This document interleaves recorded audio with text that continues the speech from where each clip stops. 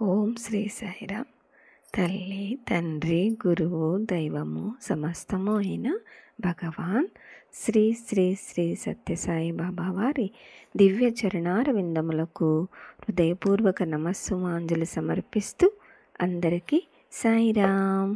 షిరిడీ నుండి పుట్టపర్తి డాక్టర్ ఆర్టి కాకడే గారు రచించిన పుస్తక పఠనం తర్వాయి భాగం విందామండి. 46వ ప్రకరణం. ఏదైనా ముఖ్యమైన పండుగకు కానీ ఉత్సవానికి కానీ బాబాను హైదరాబాద్ రావాల్సిందిగా ఆహ్వానించడానికి హైదరాబాద్ నుంచి సమితి సభ్యులమందరం పుట్టపర్తి వెళ్ళడం ఆనవాయితీ. అలాగే ఆ సంవత్సరం కూడా శివం ఉద్ఘాటన జయంత్యుత్సవానికి శ్రీ బాబాను ఆహ్వానించడానికి నాతో కలిపి 9 మంది సమితి సభ్యులము ఫిబ్రవరి 22వ తేదీన బయలుదేరి 23కు పుట్టపర్తి చేరుకున్నాము. శివం ఉగాది నాడు తెరవబడింది కాబట్టి ఆ సంవత్సరం ఉగాది నాటికి అంటే 17వ తేదీ మార్చి నాటికి స్వామిని హైదరాబాద్ రావాల్సిందిగా కోరదలుచుకున్నాము. 23వ తేదీన ఉదయం మేము 9 మంది అంతకుముందే పుట్టపర్తి చేరిన ఇతర సహా సభ్యులతో కూడి ప్రశాంతి నిలయ ఆవరణలో బాబా దర్శనానికై నిరీక్షిస్తూ కూర్చున్నాము. ఇంతలో స్వామి బయటకు వచ్చి భక్తుల మధ్య తిరుగాడుతూ మా వద్దకు వచ్చి వారి కార్యక్రమం అనంతరము మమ్మలను తమ గదిలో కలుసుకోవలసిందిగా ఆదేశించారు. వారి ఆదేశం ప్రకారం స్వామి భక్తులకు అందరికీ దర్శనం ఇవ్వడం పూర్తి అయిన తర్వాత వారి గదిలో సమావేశం అయ్యాము. మేము మొత్తం 21 మందిమి ఆ చిన్న గదిలో ఎలాగో ఒకలాగూ సర్దుకొని కూర్చున్నాము. ఇంతలో బాబా కూడా ఆ గదిలోనికి వచ్చి వారి కుర్చీలో ఆసీనులయ్యారు. అప్పుడు మా సమితి అధ్యక్షుడు మెల్లిగా మా వచ్చిన పనిని విన్నవించాడు. స్వామి, మేము చెప్పినదంతా విని ఇందులో ఒక చిన్న విషయం మీరు గమనించాలి. నిజమే, శివం తెరిచినది ఉగాది నాడే. అందువల్ల ఆనాడే ఈ జయంత్యుత్సవం జరుపుకోవడం సమంజసమే. కానీ ఈ మధ్యనే కొందరు జిల్లా సమితి అధ్యక్షులు ఒక విషయాన్ని నా దృష్టికి తీసుకువచ్చారు. ఉగాది నాడు ప్రతివారు తమ ఇళ్లలో తమ కుటుంబ సభ్యులతో సంవత్సరాది వేడుకలు జరుపుకోవడానికి మనసు పడతారని, అందువల్ల ఈ జయంత్యుత్సవం కూడా ఆనాటికే పెట్టుకుంటే తాము తమ ఇండ్ల వద్ద తమ కుటుంబాలతో ఉండి వేడుక జరుపుకోవడానికి భంగకారి అవుతుందని చెప్పారు. ఆ కారణంగా నేను అంగీకరిస్తే ఈ ఉత్సవం సంవత్సరాది నాడు కాకుండా ఇంగ్లీషు తేదీ ప్రకారం ఏప్రిల్ నెల 4వ తేదీ నాడు జరుపుకుంటే అనుకూలంగా ఉంటుందని వారి అభిప్రాయాన్ని నా ముందు వెలుబుచ్చారు. వారి అభ్యర్థన సమంజసంగానే తోచి నేను సరే అన్నాను.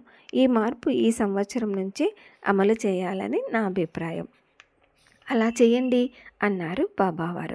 మేము మొదట్లో చాలా ఆశాభంగం చెందిన మాట నిజమే. కానీ కొంచెం నిదానంగా ఆలోచించిన మీదట ఈ కొత్త నిర్ణయం బాగుందని సమాధానపడ్డాము. తర్వాత బాబా మమ్మల్ని అందరూ విడివిడిగా పరామర్శించి అనంతరం ఆంధ్రప్రదేశ్ మొత్తం మీద, అందులో ప్రత్యేకించి హైదరాబాదులోనూ సమితి కార్యక్రమాల నిర్వహణను గురించి అప్పటి రాష్ట్ర సమితి అధ్యక్షులు జస్టిస్ శ్రీ పార్థసారథిని ప్రశ్నించారు. జస్టిస్ పార్థసారథి గారు మన మధ్య ఇప్పుడు లేరండి. కొద్ది సంవత్సరాల కిందటే స్వర్గస్థులయ్యారు ఆయన. ఆ విశేషాలన్నీ విని జరగవలసిన కార్యక్రమాలను గురించి బాబా కొన్ని ముఖ్యమైన సూచనలను చేశారు. ఆ తర్వాత బాబా అనేక ఆధ్యాత్మిక విషయాలను గురించి ముచ్చటించారు. అతి క్లిష్టమైన ఆధ్యాత్మిక విషయాలను, తాత్విక విషయాలను కూడా అత్యంత సాధారణ దైనందిన ఘట్టాలతో పోల్చి చూసి అతి సామాన్యులకు కూడా అర్థమయ్యే రీతిలో వివరించి చెప్పడం బాబా వారి ప్రత్యేకత. ఈ విషయంలో వారికి వారే సాటి. మధ్య మధ్య మమ్ములను కూడా మా సందేహాలను తమ ఎదుట ఉంచమని ప్రోత్సహిస్తూ చాలా కాలం మాతో గడిపారు. చాలా కాలంగా నా మనసులో ఒక ధర్మ సందేహం మెదులుతూ వచ్చింది. గత కొద్ది సంవత్సరాల వ్యవధిలో సుమారు దేశం అంతటా పర్యటించి అనేక పుణ్యతీర్థాలను సేవించాను. ఈ దర్శించిన పుణ్యస్థలాలలోని దేవతామూర్తులు నన్ను అధికంగా ఆకర్షించాయి. ఆ కారణంగా నేను నా దైనందిన ప్రార్థనలతో షిరిడీ సాయి, శ్రీ సత్యసాయితో పాటు ఆ దేవుళ్ళ నామాలను కూడా చేర్చాను. అయితే అసలు భగవంతుడు ఒక్కడే అని, ఆ భగవంతుడు ఇతర దేవతామూర్తులు అందరూ ఒకప్పుడు శ్రీ సాయినాథునిలో, ఇప్పుడు శ్రీ సత్యసాయిలో అంతర్భూతంగా చేరి ఉన్నారని మనసారా నమ్మిన నా ప్రార్థనలో ఇందరు దేవతల నామాలను చేర్చడం ఎంతవరకు సమంజసం, భావ్యం అన్నది నా ధర్మ సందేహం. ఈ సందేహ నివృత్తి ఎప్పుడెప్పుడు అవుతుందా అని అనంతరము నేను ఎదురు చూస్తూ ఉండేవాడిని. ఎప్పటికైనా బాబాయే నా ఈ ధర్మ సందేహానికి సమాధానం ఇవ్వగలరని నా నమ్మకం. ఈలోగా ఇంకొకటి సంఘటన జరిగింది. ఈ సందేహ నివృత్తికే అయినా ఆరాటాన్ని ఇంకా బలతరం చేసింది. ఆ సంఘటన ఏమంటే, వార్షికంగా నియమం తప్పకుండా ఒక సాయి భక్తురాలు దసరా సమయంలో పుట్టపర్తి వస్తూ ఉండేదట. కానీ 1 సంవత్సరం రాలేదేమని అందుకు సమాధానంగా ఆమె తాను ఆ పర్యాయం దేవీ పూజలలో నిమగ్నురాలై ఉన్నందువల్ల రాలేకపోయాను అని సమాధానం చెప్పిందట. అందుకు బాబా నవ్వి, నువ్వు నా భక్తురాలైన పిమ్మట కూడా దేవిని ఇతర దేవుళ్ళని పూజిస్తూ ఉన్నావన్నమాట అని మర్మగర్భంగా అన్నారట. ఈ సంఘటన సహజంగా నా మనసులోని ఆరాటాన్ని మరీ దృఢతరం చేసింది. ఆనాటి సమావేశంలో బాబా అనేక ఆధ్యాత్మిక తాత్విక మత విషయాలను చర్చిస్తూ అకస్మాత్తుగా మీరెవరైనా కుర్చీల ఆట ఆడారా అని అడిగారు. కుర్చీల ఆటకు స్వామి చర్చిస్తున్న తాత్విక విషయాలకు సంబంధం ఏమిటా అని మేమంతా తెల్లబోయాము. కుర్చీల ఆటను గురించి మీకందరికీ తెలిసే ఉంటుంది. వర్తులాకారంలో కొన్ని కుర్చీలు అమర్చబడి ఉంటాయి. ఆ కుర్చీలను చుట్టి కొందరు తిరుగుతూ ఉంటారు. వారి సంఖ్య కుర్చీల సంఖ్య కన్నా 1 ఎక్కువగా ఉంటుంది. అంతవరకు వీరు తిరుగుతూ ఉన్నంతసేపు ఒక సంగీతం సాగుతూ ఉంటుంది. అలా సాగుతూ సాగుతూ ఒక్క క్షణంలో ఆ సంగీతం ఆగిపోతుంది. వెంటనే ఈ తిరుగుతూ ఉన్న వ్యక్తులు వారికి సమీపంలో ఉన్న కుర్చీలో కూర్చోవాలి. అలా అందరూ కూర్చున్న తర్వాత సహజంగా ఒక వ్యక్తికి కుర్చీ ఉండదు. ఆ వ్యక్తి ఇంకా ఆ ఆటలో పాల్గొనకూడదు.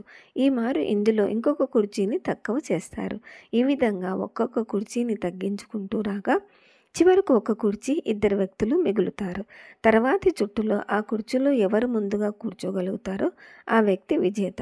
ఈ ఆటను గురించి అడిగిన తర్వాత మేమెవ్వరము ఇంకా సమాధానం చెప్పేలోపుగానే బాబా ఏ కుర్చీలోనూ ఒకే సమయంలో ఒక్కరికన్నా ఎక్కువ మంది కూర్చోవడానికి వీలు లేదు అని వివరించి తర్వాత తమ చేతిని తమ హృదయసీమపై ఆంచి ఈ హృదయాన్ని కూడా అటువంటి కుర్చీగానే చూసుకోవాలి అని ముగించారు. నేను ఆశ్చర్యచకితుడనయ్యాను. ఎంత సున్నితంగా నా సందేహాన్ని తీర్చారు బాబావారు. ఈ విధంగా మేమందరం శ్రీవారి సన్నిధిలో సుమారు 3 గంటలు గడిపాము. కొంతకాలమైన తర్వాత బాబా తమ గడియారం వైపు దృష్టి సారించి, అబ్బా చాలాసేపు గడిపాము, కాస్తా కూస్తా కాదు, 2 గంటల 45 నిమిషాలు, అంత సమయం గడిపినట్టు తెలియనే లేదు మాటల సందర్భంలో. అయితే మీ సందేహాలన్నీ తీరినట్టేనా అని ఇంకా ఏమైనా ఉన్నాయా అని ముగించారు. మేమందరం చాలా శ్రద్ధగా ఉత్సుకతతో శ్రీవారి ప్రసంగాన్ని విన్నాము. మా అందరి తరపున శ్రీ రామరాజు గారు బాబాకు ధన్యవాదాలు చెప్పి మేమందరం తృప్తులమైనట్లు విన్నవించారు. ఆనాడు శ్రీకృష్ణుడు అర్జునుకిచ్చిన గీతోపదేశం, ఆనాడు అర్జునుడు శ్రీకృష్ణునికి విన్నవించిన తృప్తి వాక్యాలు అందరి మనసులలో మెదిలాయి. ఆ సమావేశానంతరము బాబా మా అందరకు విభూతి వితరణ చేసి వారి పాద నమస్కార భాగ్యాన్ని కూడా కలిగించారు. ఆ సమావేశం అంతటితో ముగిసింది. మేమందరం బయటికి వచ్చేసాము. ప్రతి వారి ముఖంలోనూ ఒక ఆనందము. తాము తమ సందేహాలను తాముగా వ్యక్తపరచిన అవసరము లేకుండానే స్వామి వాటికన్నింటికీ సమాధానాలు ఇచ్చిన తీరును గురించిన ఆశ్చర్యము తాండవిస్తూ ఉండగా మేము ఎవరి స్థానాలకు వారు చేరుకున్నాము. ఆ మరునాడు కూడా స్వామి మాతో సమావేశమై కొంతకాలం వివిధ విషయాలను గురించి ముచ్చటించి అంతకుముందు మా కార్యక్రమాలను గురించి కొన్ని సూచనలు చేసి కొన్ని కార్యక్రమాలను చేపట్టవలసిందిగా ఆదేశాలను కూడా జారీ చేశారు. ఆ సందర్భంలో హైదరాబాద్లో ఒక అనుకూలమైన స్థలంలో ఒక కళ్యాణ మండపాన్ని నిర్మించవలసిన ఆవశ్యకతను గురించి ముచ్చటించారు. అట్టి భవనాన్ని త్వరలోనే సంపన్నం గావించడం తమ అభిమతమును కూడా తెలియచేశారు. వెనుక కొన్నాళ్ల కిందట మా స్వగ్రామమైన సతారాలోని నా స్నేహితులు కొందరు శివం ఉద్ఘాటన దయచు ఉత్సవాలకి హైదరాబాద్ వచ్చి బాబా దర్శనం చేసుకోవాలన్న వారి కోరికను నాకు వెలబుచ్చారు.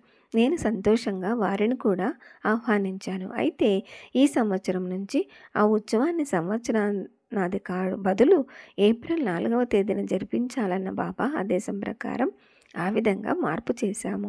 ఆ మార్పును నేను మా స్నేహితులకు వెంటనే తెలియచేశాను. ఆ ప్రకారం వారు వారి కార్యక్రమాన్ని మార్పు చేసుకున్నారు.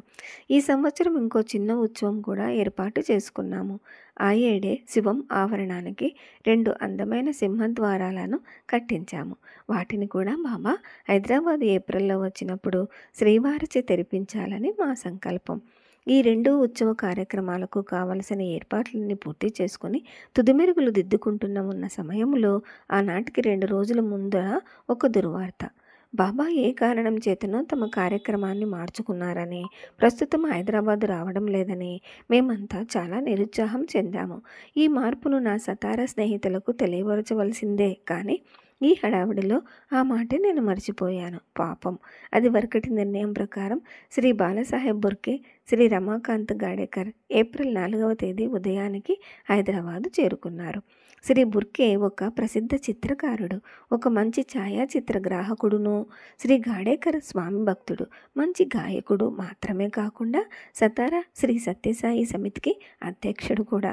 సహజంగా వారిక్కడికి వచ్చిన తర్వాత బాబా రావడం లేదన్న వార్త విని నిరుత్సాహం చెందారంటే ఆశ్చర్యం లేదు. అంతకంటే కూడా శ్రీ బుర్కే సమీప కాలంలోనే ఒక విలువైన కెమెరా కొన్నాడట. ఆ ఒక కెమెరాతో తాను మొట్టమొదటిగా తీసిన చిత్రం బాబాదే అయి ఉండాలన్నది అతని ఆకాంక్ష. అది కూడా ఒక రంగుల చిత్రం తీయాలని అతని కోరిక. అతను ఇదివరకు ఎప్పుడూ శ్రీవారిని చూడలేదు. అందువల్ల బాబాను మొట్టమొదటిసారిగా ఇక్కడ చూడాలని, అవకాశం దొరికితే వారి పాద నమస్కారం పొందాలని ఉవ్వుల్లూరుతూ వచ్చాడు. శ్రీ గాడేకర్ సమితి అధ్యక్షుడుగా, బాబా భక్తుడుగా ఎన్నోసార్లు బాబా దర్శనం చేసుకున్నా ఇంతవరకు అతనికి బాబా వారి పాద నమస్కార ప్రాప్తి కలగలేదు. అట్టి అవకాశం ఈసారైనా కలుగుతుందేమోనని అతని ఆశ. అట్టి ఆశతో ప్రత్యేకంగా ఈ ఉత్సవాలకు వచ్చిన వారి ఆశాభంగం యొక్క తీవ్రతను నేను అర్థం చేసుకోగలను. ఈ పరిస్థితికి నేను కూడా కొంతవరకు కారకుడనని కించపడ్డాను. బాబా ఈసారి హైదరాబాద్ రావడం లేదని నాకు తెలిసిన వెంటనే వారికి కూడా ఈ వార్తను అందించి ఉండవలసినది. కానీ అలా జరగలేదు. నా ఈ అలసత్వానికి ప్రాయశ్చిత్తంగా వారిని బెంగళూరు తీసుకెళ్ళి అట్టి అవకాశం కలిగించడం నా బాధ్యత అని భావించి ఈ మార్పును వారికి సూచించాను. నేను కూడా వారితో బెంగళూరు పక్షంలో ఈ మార్పు వారికి సంపూర్ణంగా అంగీకారమేనని వారు సంతోషంగా ఒప్పుకున్నారు. ఓం శ్రీ సాయిరామ్. తరువాయి భాగం వచ్చే వారం ఇందామండి. జై బోలో భగవాన్ శ్రీ సత్యసాయి బాబాజీకి జై. సమస్తలోకాః సుఖినో భవంతు. ఓం శాంతి శాంతి శాంతి. అందరికీ సాయిరామ్.